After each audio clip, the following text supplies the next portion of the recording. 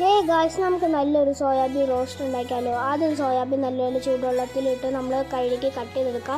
പിന്നെ നമ്മുടെ ഇഞ്ചി നമ്മൾ നല്ലതുപോലെ മുറിച്ചെടുത്തിട്ടുണ്ട്. പിന്നെ സവാള നല്ലതുപോലെ നടുക്കുന്ന കീറി ഇങ്ങനെ നീളത്തിൽ അരിഞ്ഞെടുക്കുക. പിന്നെ വെളുത്തുള്ളി നമ്മൾ തൊലി പൊളിച്ചിട്ട് നല്ലതുപോലെ അരിഞ്ഞെടുക്കുക. പിന്നെ കറിവേപ്പില നമ്മൾ അവിടെ വെച്ചിട്ട് ഒരു പാൻ എടുക്കുക. അതിനകത്തോട്ട് ഇച്ചിരി എണ്ണ വെച്ചിട്ട് കടുക് പൊട്ടിച്ചെടുക്കുന്നതാണ്. അത് കഴിഞ്ഞ് അതിനകത്തോട്ട് നമ്മൾ അരിഞ്ഞ് വെച്ച സവാള ഇട്ട് കൊടുക്കുക. അത് കഴിഞ്ഞിട്ട് നല്ലതുപോലെ മിക്സ് ചെയ്തിട്ട് നമ്മൾ മൂപ്പിച്ചെടുക്കുക കേട്ടോ.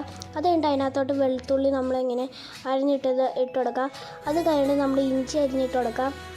അത് കഴിഞ്ഞ് നല്ലതുപോലെ ഇളക്കി ഒപ്പിച്ചെടുക്കുക. അത് കഴിഞ്ഞിട്ട് സൈഡിൽ മുളക് പൊടി, മഞ്ഞൾപ്പൊടി, ഗരം മസാല, ചിക്കൻ മസാല അതിട്ടിട്ട് പിന്നെ അത് കഴിഞ്ഞിട്ട് പിന്നെ നമ്മൾ കറിവേപ്പിലയും കൂടി ഇട്ടിട്ട് നല്ലതുപോലെ ഇളക്കുക.